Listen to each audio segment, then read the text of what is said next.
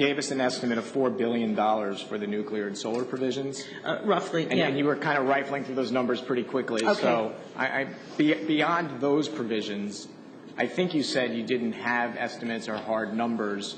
Have you done any of the math on the other provisions, and can you give us some reasonable estimate of the cost of those provisions?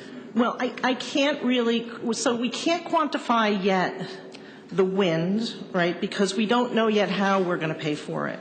That is going to be done through regulations that the BPU is going to have to develop, and we are, you know, so we don't really know exactly how much we're going to pay because we haven't quite worked out the details of how we're going to pay for it.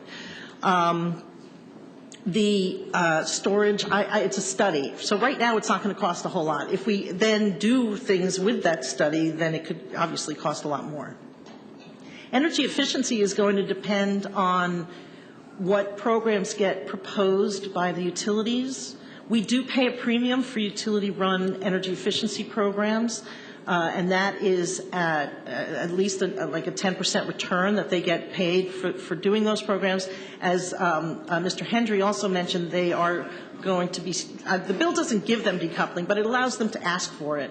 And that would actually cost even more because then the way I read the latest language of the bill, they would have to demonstrate exactly what revenue losses may have resulted from their programs. And I don't know exactly how that is going to turn out, so I can't really put a dollar figure on it. Okay.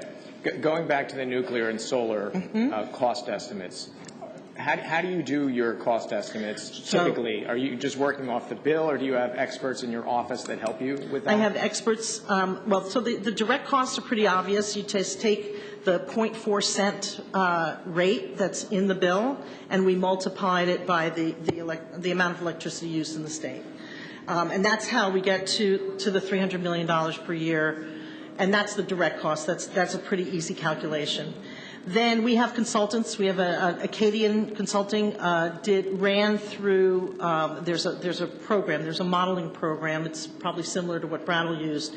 That will then calculate based on a $300 million direct loss what the induced or indirect costs to the economy are going to be.